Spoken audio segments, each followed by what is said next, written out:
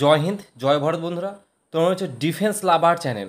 দেখো, প্রথমেই আমি বলবো যে তোমাদের নর্মালাইজেশনে এবার একটা শিফটে 17+ বেড়েছে। এবার তুমি বলবে যে দাদা তুমি জানলে কি করে 17+ বেড়েছে। দেখো, সম্পূর্ণ বলবো, একটু ধৈর্য সহকারে থাকো। কি করে জানলাম নর্মালাইজেশন কন, অর্থাৎ প্রত্যেকটা শিফটের কোন কোন শিফটে কত নাম্বার করে বেড়েছে তার সম্পূর্ণ ডিটেলস আমি এই ভিডিওতে আলোচনা করব। এবং এখানে ভিডিওর একবারে শেষের দিকে তোমাদের এবছর ফাইনাল কাট অফ নিয়ে আলোচনা করব। যেই কাট অফ বলবো ফাইনাল, ওই কাট অফের মধ্যেই তোমার থাকবে, তুমি মিলিয়ে নিও। এবার হচ্ছে স্কোর কার্ড কবে দিবে তাহলে দাদা? দেখো, স্কোর কার্ড নিয়ে আমি তোমাদেরকে একটা জিনিস বলে দিই, স্কোর কার্ড যে কোনো মুহূর্তে আসতে পারে।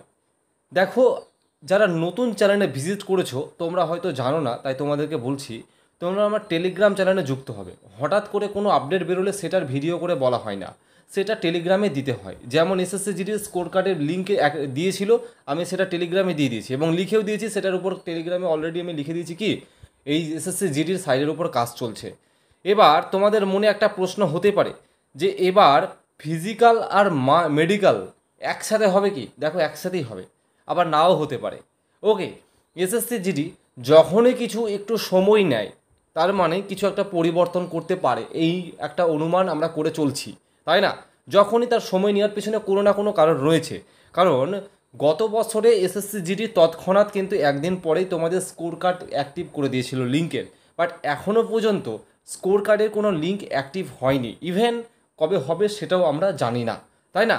কারণ যদিও তারা সাইডে লিখে দিয়েছে যে মানে 6 তারিখ, মানে যেই তারিখটা ছিল সেখান থেকে একবারে 4 তারিখের মধ্যে প্রায় লাগভাগ এখনও পর্যন্ত, আজকে তোমরা যদি 22-23 তারিখ ধরে চলো তাহলে কত হচ্ছে দেখে নাও, প্রায় 12 দিন। 12 দিনের মাথায় যে কোনো মুহূর্তে তোমাদের স্কোর কার্ড কিন্তু আসবে। ওকে, এবং তোমাদেরকে একটা জিনিস বলে দিচ্ছি যে তোমাদের যখন স্কোর কার্ড আসবে তখন তোমাদের বিভিন্ন শিফট অনুযায়ী বিভিন্ন কাট অফ কিন্তু বাড়বে। এবার অনেকে বুকে সাহস পাচ্ছে না যে আমার কত নাম্বার বেড়েছে যেটার জন্য আমি ফিজিক্যালের প্রস্তুতি নেব। দেখো, একটা কথা তোমাকে আমি বলে রাখি, যখন তোমার স্কোর কার্ডটা বেরোবে তোমাকে এখানে আমি এই কথাটা তোমাকে বলছি যে আমার প্রত্যেক দাদাভাই দিদি ভাইদেরকে আমি একটা অ্যালার্ট করে দিচ্ছি, তোমরা মিলিয়ে নিও। 20 থেকে 25 দিনের মাথায় তোমার কি হবে, তোমার ফিজিক্যাল করিয়ে নেওয়া হবে। তোমাকে স্কোর কার্ড, শুধু স্কোর কার্ডটা দিতে দেরি কি ফিজিক্যালের মেডিকেলের তোমার সম্পূর্ণ ডিটেলসগুলো দিতে দেরি কি? ওকে, তো দেখো, মনে হচ্ছে গত বছরটাকেই ফলো করবে, সেই অনুযায়ী তোমাদের করাবে মনে হচ্ছে ফিজিক্যাল মেডিকেল একসাথে, বাট জানি না, কিছু পরিবর্তন হলে বোঝা যাবে। দেখো, এবার একটা প্রশ্ন হতে পারে যে আমি বুঝলাম কি করে কোন শিফটে কত নাম্বার বেড়েছে, কারণ এখনও তো কোনো স্কোর কার্ড দেয়নি, তাই না? এটা তো সত্যিই তো একটা ভাবনার বিষয় যে আমি বুঝলাম কি করে। দেখো, এটা কি করে বুঝলাম তার একটা এক্সাম্পল আমি তোমাদের দিয়ে রেখেছি, কারণ মিথ্যের আশ্রয় নেওয়াটা খুব মানে খারাপ দেখায়। যা বলবো সত্যি কথা বলবো এবং সেটার উপরেই তোমাদেরকে বোঝানোর চেষ্টা করব। দেখো, একজন ছেলে এগুলো বিভিন্ন কমেন্ট থেকে, তারপরে বিভিন্ন রকম কনভারসেশনের মাধ্যমে এই তথ্যগুলোকে সংগ্রহ করা হয়েছে। 4ই ফেব্রুয়ারি সেকেন্ড শিফটে র মার্ক 59.25। ওকে, র মার্কস 59.25 এবং কাট অফ যেটা 65.26, মেরা লিস্ট মে নাম আয়া হে। অর্থাৎ এটা বাইরের, যদিও বাইরের স্টেটের, আমাদের ওয়েস্ট বেঙ্গল স্টেটের মোটেই না। তো 65.26-এ, সে বাইরের স্টেট হোক আর যাই হোক, শিফট তো সবারই একই, তাই না? 4ই ফেব্রুয়ারি সেকেন্ড শিফট প্রত্যেকেরই একই ছিল, তাই না?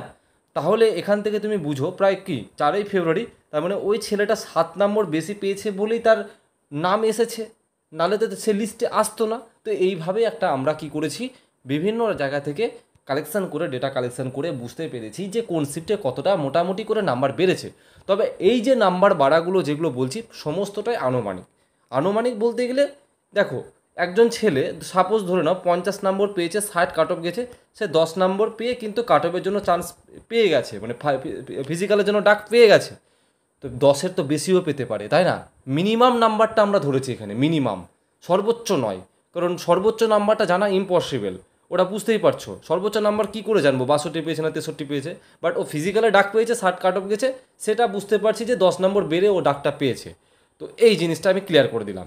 দেখো, 5ই ফেব্রুয়ারি থার্ড শিফট কত নম্বর বেড়েছে? 10+ নম্বর বেড়েছে, কিন্তু 10+, আরও বেশি হবে তো কম না। ওকে, 20 ফেব্রুয়ারি যারা রয়েছে সেকেন্ড শিফট, তোমাদের কিন্তু 8+ নম্বর বেড়েছে।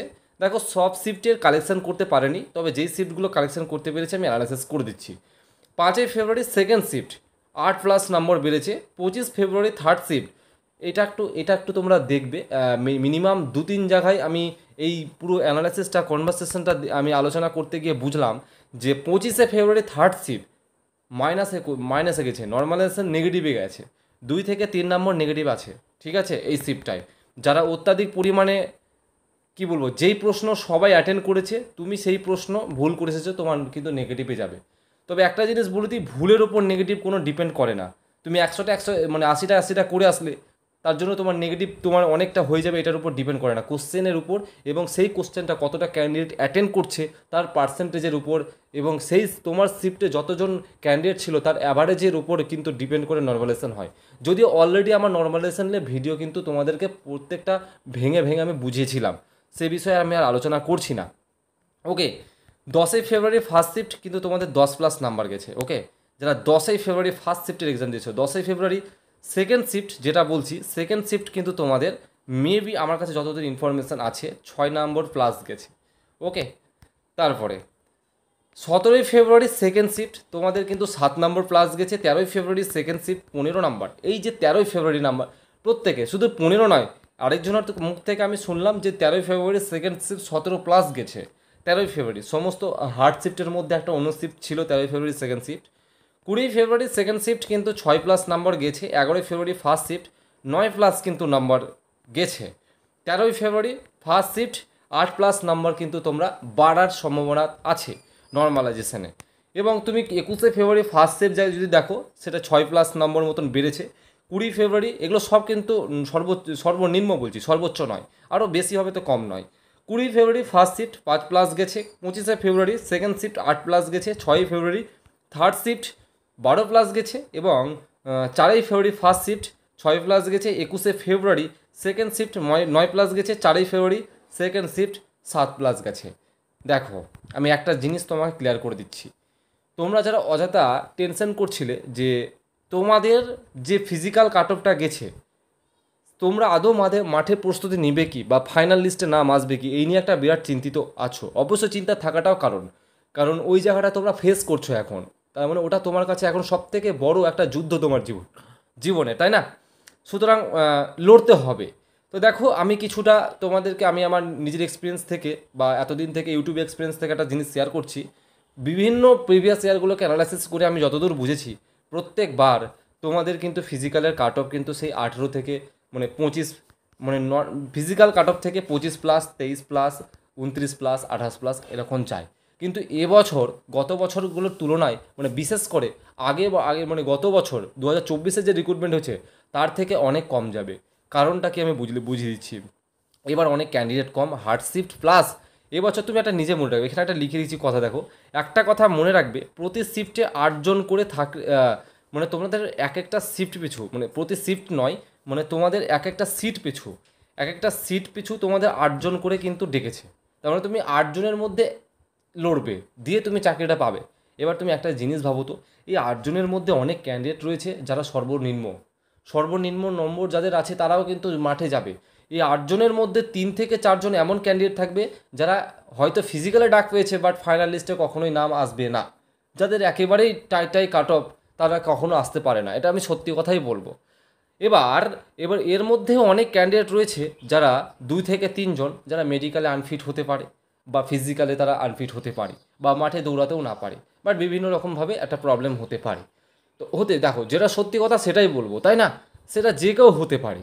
তো মোটামুটি তাহলে তোমার ফাইনালি তুমি যদি দেখো, প্রতি সিট পিছু তোমার 2 থেকে 3 জন ক্যান্ডিডেট পিছু কিন্তু 1 জন করে চাকরি পাবে। সুতরাং কাট অফটা অতটা হাই যাবে না, তোমরা যতটা ভাবছো ততটা কিন্তু হাই কাট অফ যাবে না।